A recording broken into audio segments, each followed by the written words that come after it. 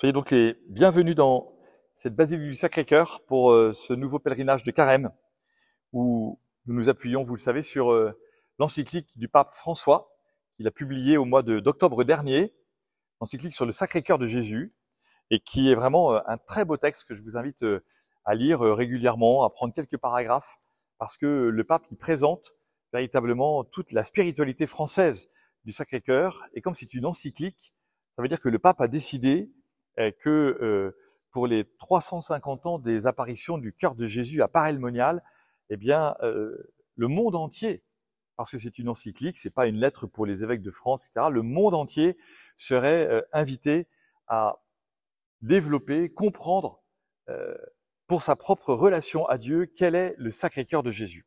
Et ce soir, j'ai repris une expression du pape François qui dit « Le cœur est le lieu de la sincérité où l'on ne peut ni tromper ni dissimuler. » Le cœur est le lieu de la sincérité où l'on ne peut ni tromper ni dissimuler. Et le pape prend appui sur une phrase qui vient totalement de lui, c'est clairement du François dans le texte, une telle expression, et le pape prend appui sur la parole de Dieu qui dit que c'est elle qui juge les intentions du cœur. Et ça, pour chacun d'entre nous, c'est très important de bien repérer les choses. Quand on parle de notre cœur, quand on veut vivre notre vie de tous les jours, la grande question qui peut être marquante, blessante ou influençante dans notre propre vie, c'est de dire « mais qui me juge? Qui me regarde? Qu'est-ce que les gens vont en penser ?» Et en fait, la parole de Dieu dit, la Bible dit que c'est Dieu lui-même qui juge les intentions du cœur. Et le pape prend appui sur un passage de l'Évangile qui est très beau, que nous connaissons pour la plupart, qui est le passage où le Christ est ressuscité d'entre les morts et il va rejoindre les disciples qui quittent Jérusalem, qui sont tristes et qui vont vers un village qu'on appelle Emmaüs, qui sont donc qu'on a du coup appelé les disciples d'Emmaüs. Et le pape dit que ce passage, cette visite, cette marche de Jésus avec les disciples d'Emmaüs, c'est une marche avec nos pensées superficielles. Parce que le long de la marche avec ces disciples qui sont attristés, quand la marche va s'arrêter et que les disciples qui n'ont pas encore reconnu Jésus, mais qui leur a parlé de tout ce plan de salut, de sa venue dans le monde tel que c'était annoncé par les prophètes dans l'Ancien Testament, etc., eh bien, ils disent, mais notre cœur n'était-il pas tout brûlant tandis qu'il nous parlait et nous expliquait l'Écriture? C'est donc que le pape dit, regardez, c'est bien Jésus et Jésus seul qui connaît les intentions de notre cœur. Et soyez-en bien sûrs, personne d'autre que Dieu et vous-même ne peuvent connaître les intentions de votre propre cœur. Et donc, tout le reste, en fait, peut devenir des pensées superficielles. Qu'est-ce que pensent les autres? C'est une pensée superficielle. Qu'est-ce qu'on va dire de moi? C'est une pensée superficielle. Qu'est-ce qui m'habite aujourd'hui et qui ne va pas? Si je ne me suis pas laissé approcher par Jésus qui marche avec moi dans ma propre vie, où je retourne triste vers ma maison, eh bien, je suis sûr qu'effectivement, je vais être dirigé par ces pensées qui ne sont pas des pensées essentielles. Et quelles sont les pensées superficielles? Le pape aime beaucoup donner des listes pour qu'on comprenne quelles sont les pensées superficielles et qu'on comprenne ce qu'il veut dire. Il y a 4 pensées superficielles. L'angoisse, la confusion, le désespoir et la désillusion. 4 lieux majeurs où ça tourne dans notre tête, ça descend dans notre cœur, ça veut entrer dans notre cœur et ça ne vient pas de Dieu. Et ce sont des pensées qui ne construisent pas. L'angoisse, la confusion, le désespoir et la désillusion. Et le pape dit, ces pensées nous trompent. Elles nous trompent. Et donc, tout l'enjeu de se laisser accompagner avec Jésus dans notre vie, c'est de comprendre que la guérison n'est pas automatique, que c'est pas parce qu'on a prié Jésus une fois que clac, l'angoisse va partir ou que le désespoir va partir. Et c'est aussi de laisser Jésus nous accompagner sur notre chemin de tristesse. Et parfois, dans notre vie chrétienne, dans notre vie de tous les jours, on aimerait passer d'un truc à l'autre tout de suite. C'est-à-dire, j'ai fait une bêtise, plus jamais je la ferai, blam! Ah non, ça marche jamais comme ça, jamais. Et d'ailleurs, le Christ ressuscité aurait le pouvoir de venir taper dans notre cœur en disant, allez, clac, clac, abracadabra, puisque je suis ressuscité d'entre les morts, j'ai ce pouvoir sur la mort, j'ai ce pouvoir sur l'angoisse, j'ai ce pouvoir sur le désespoir. Eh bien non, je n'utilise pas mon pouvoir de ressusciter pour te transformer tout de suite, mais je veux que tu acceptes que je marche avec toi sur ton chemin d'angoisse, de désespoir, de désillusion et de confusion. Et donc, le pape nous dit, regardez, il y a donc en vous, et je trouve ça très consolant, il y a donc en vous, en nous tous, des pensées de mort, des pensées de tristesse et des pensées sans espérance. Parce que si on ne reconnaît pas ces pensées de mort, ou ces pensées de tristesse, ou ces pensées de désespoir, Jésus ne viendra jamais marcher avec nous. Jésus est notre sauveur. Et que vient-il sauver? Chacune de ces réalités internes à notre vie, en disant, mais voilà, et qu'est-ce qu'il fait quand il marche avec les apôtres? Ils sont tout tristes. Il leur parle pas de leur tristesse, il leur parle du plan de salut. Et donc, le plan de Dieu, c'est un plan qui dit, je n'ignore pas tes tristesses, mais je viens habiter tes tristesses, je viens habiter ton désespoir, je viens habiter ta mort, je viens habiter ton angoisse, je viens habiter ta désillusion. Alors le Christ va marcher avec nous. Et ce soir, même si on se met à genoux devant l'autel, nous sommes venus, nous avons marché jusqu'ici, nous avons peut-être découvert des nouveaux compagnons de route, nous avons parlé avec des gens avec qui on n'avait jamais parlé, on a appris des prénoms, on a appris des histoires, on a découvert des choses, parfois on est resté un peu silencieux parce qu'on n'avait pas grand-chose à se dire, mais c'est pas grave, on marchait ensemble, et alors on a effectivement pu comprendre qu'on n'était pas seul, et que ce pèlerinage, finalement, Jésus nous a accompagnés. Et Jésus vient réorienter nos pensées comme il a réorienté la pensée des disciples d'Emmaüs. Et en réorientant cette pensée des disciples d'Emmaüs, ils disent, notre cœur est devenu brûlant. Notre cœur était rikiki, devenu tout petit, notre cœur était devenu finalement insincère. Et grâce à Jésus qui marche avec nous, notre cœur redevient sincère. Parce que, avec Jésus, nous avons pu dire nos intentions secrètes. Et Jésus le dit, il y a du secret dans nos cœurs. Et Jésus, le pape le dit, il y a du secret dans notre cœur. Et ce secret, c'est bien qu'il y en ait. Et c'est pas, on n'est pas tenu de tout dire à tout le monde en permanence. Ni même de révéler tout à tout le monde. Parce que il y a une relation particulière avec Dieu. Et comme nous savons que seul Dieu peut nous accompagner jusqu'à la fin pour nous donner la vie éternelle, il y a des choses qu'on ne dira qu'à Dieu. Et c'est là que notre cœur est sincère. Tant que nous acceptons de ne pas mentir à Dieu, de ne pas tricher avec Dieu, d'être sincère avec Dieu dans notre prière. Parce que Jésus lit nos intentions profondes. Que se passe-t-il?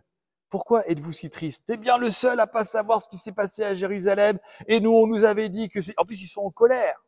Et nous, on nous avait dit que c'était le sauveur d'Israël, qui allait chasser les Romains, permettre qu'on puisse vivre en paix, etc. N'avez-vous donc pas compris, comme votre cœur est lent à croire, parce que votre cœur s'est laissé bouffer par des pensées superficielles, et que vous avez considéré que le superficiel allait devenir l'essentiel. Jésus lit notre vérité nue. Notre cœur, c'est le seul lieu où effectivement nous nous rappelons que c'est Dieu qui nous a créés. Tout le reste, notre corps, il peut aller pas bien, notre cœur, notre corps, notre cerveau, il peut ne pas aller bien, mais dans notre cœur, il y a quelque chose qui nous ramène au livre de la Genèse, à la première page du livre de la Genèse. Dieu t'a créé et Dieu t'aime et Dieu connaît ton cœur. Et tout le reste peut changer dans ta vie, mais pas ton cœur. Et ton cœur ainsi est aimé de Dieu. Et à partir de son cœur à lui, il rejoint ton cœur qui pense qu'il n'est désormais plus que tristesse, désillusion, angoisse et peur. C'est donc notre cœur, nous dit le pape, c'est le lieu de notre paradis. Si je veux aller au paradis, si je cherche le bonheur éternel, je vais à mon cœur. Et c'est là que c'est le plus difficile. Parce que comme on est avec plein de feuilles mortes, dit le pape, dans notre propre vie, finalement, on a accumulé plein de saisons, et puis on n'a pas nettoyé notre cœur, et puis on n'a pas dégagé, et puis finalement on s'est laissé étouffer par des feuilles mortes qui ne permettent plus la vie. Alors le pape nous dit, regarde, ton cœur c'est l'endroit de ta vie à protéger de manière absolue. Et dans la Bible, nous redit le pape, il y a une histoire terrible de Samson et Dalida. Samson, personne ne lui avait jamais coupé les cheveux. Et quand il voulait gagner un combat au nom de Dieu, il poussait des murs, des briques, et tout le monde tombait, etc. Et puis il y a Dalida qui est envoyée comme espionne pour essayer de savoir d'où vient la force secrète de Samson. Samson dit non, je te le dirai jamais, je te le dirai jamais. Puis Dalida, bram, blam, blam, elle arrive en harcèlement, bram, bram, bram, bram, bram. Et puis un jour, Samson exaspéré dit, je vais te dire mon secret, jamais le rasoir n'est passé sur ma tête, on m'a jamais coupé les cheveux. Alors du coup, Dalida empoisonne Samson, il s'endort, et pendant ce temps-là, Dalida lui coupe les cheveux. Elle réveille Samson et dit, alors vas-y, regarde, les Philistins sont là, ils vont nous attaquer, on va tous mourir. Samson arrive en disant, c'est pas grave, Dieu est avec moi, il essaye de pousser un mur, plus rien. Samson est fait prisonnier, et on se moque de lui en l'attachant à une colonne, et il doit faire le clown et le singe devant les Philistins. Il est humilié. Et puis pendant ce temps-là, ses cheveux repoussent, et un jour où il voit que la force de Dieu est revenue sur lui, eh bien, il fait venir tout le monde en disant, regardez, je vais vous faire un spectacle, j'ai réfléchi, je vais vous faire un spectacle. Donc, il y a tous les Philistins qui sont là, et Samson fait une prière en disant, Seigneur, j'ai triché avec mon cœur en disant ce qui habitait mon cœur, je te demande pardon, aujourd'hui je vais mourir, mais que ta gloire puisse apparaître, et il pousse la colonne, et il y a plein de morts, comme on sait dire dans la Bible, c'est magnifique, on aime ça. Bon, voilà. En tout cas, ça veut dire que il y a cette question du secret de notre cœur qui est extrêmement important. Veille sur ton cœur, dit le livre des Proverbes, parce que le cœur est rusé et pervers. C'est pas parce qu'on pense qu'on se connaît que notre cœur n'est pas rusé et pervers. Et nous devons être toujours très attentifs à la ruse dans notre cœur, à la perversion dans notre cœur, parce qu'on peut apparaître, on peut dissimuler, on peut faire des supercheries. Tout ça avec Dieu, hein, pas avec les autres. Ça n'intéresse pas le pape, ça. C'est dans notre cœur. Est-ce que tu fais de la supercherie avec Dieu? Est-ce que tu fais des promesses à Dieu que tu ne tiens jamais? Est-ce que tu dissimules à Dieu des choses qui finalement sont pas heureuses pour toi? Ça abîme et ça pervertit ton cœur, dit le pape. Alors que le cœur de Dieu a un projet solide pour ton propre cœur. Alors travaille ton cœur. Et le pape, à ce moment-là, raconte une histoire qui tombe exactement en ce moment, puisque nous sommes dans le temps du carême, le carnaval, la mi-carême, tout le monde s'est déguisé. Et le pape raconte l'histoire de sa grand-mère en Argentine qui aimait faire des gâteaux. Et sa grand-mère, eh bien, elle faisait des gâteaux avec une pâte tellement fine qu'elle cuisait, ça gonflait en espèce de boule, et les enfants, en rentrant de l'école, se précipitaient sur les gâteaux qui en fait étaient creux. Mais c'était des beaux gâteaux. Et ces gâteaux en Argentine, ça s'appelle des mensonges. Et c'est l'occasion pour toutes les grand-mères de dire que ton cœur ne soit pas un mensonge, que ton cœur ne soit pas vide et creux, comme ce gâteau. Tu peux peut-être le manger si tu veux, et moi je te dis, en le mangeant, n'oublie pas que le risque dans ta vie, c'est que ton cœur soit vide et creux. Alors pose-toi les bonnes questions, nous dit le pape. Qui es-tu vraiment et qu'est-ce que tu cherches? Est-ce que tu cherches les relations superficielles ou bien est-ce que tu cherches le cœur à cœur avec Jésus? Et si tu cherches le cœur à cœur avec Jésus, ça veut dire que tu vas accepter que Jésus vienne marcher avec toi dans tes lieux de difficulté. Ne joue pas de rôle devant les autres. Ça ne sert à rien. Ce n'est pas les autres. Ce ne sont pas les autres qui vont te sauver. Ne cherche pas à recevoir un accord superficiel des autres. Seul Dieu rentre dans ton cœur. Alors devant Dieu, est-ce que ton cœur est solide ou ton cœur est liquide? Le cœur de Dieu est solide.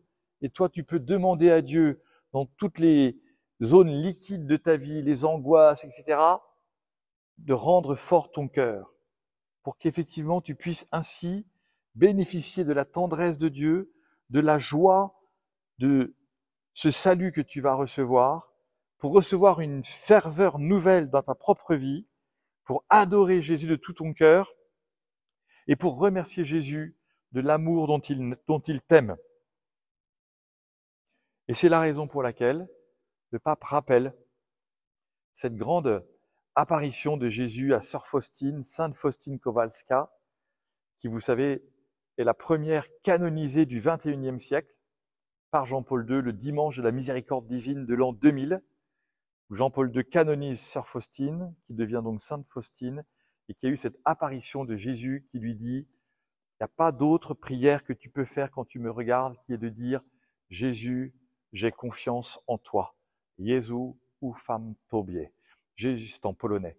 Et donc, je trouve ça magnifique que le pape François s'inscrive dans la grande décision du pape Jean-Paul II, de Saint Jean-Paul II, d'offrir à l'Église et au monde entier une simple prière par une petite religieuse en Pologne, perdue à Cracovie, et qui ne faisait que répéter dans sa prière « Jésus, j'ai confiance en toi ». Parce qu'à l'intérieur de cette confiance que Jésus veut nous donner, c'est là que nous nous laissons accompagner par Jésus sur le chemin triste de notre vie. Voilà, nous allons maintenant donc adorer Jésus en nous souvenant peut-être de ces temps où nous avons déjà été accompagnés par Jésus, en faisant mémoire de ces temps où nous sommes capables de repérer que nous sommes passés d'un état liquide, superficiel, à un état solide, où nous savions que Jésus était là, même au cœur de notre tristesse, de nos angoisses, de notre désolation et de notre confusion, parce que c'est lui qui nous accompagne et que lui seul peut nous donner ce bonheur dans lequel nous croyons et qui vient de notre cœur, parce qu'il nous est donné par son propre cœur à lui. Merci de votre attention.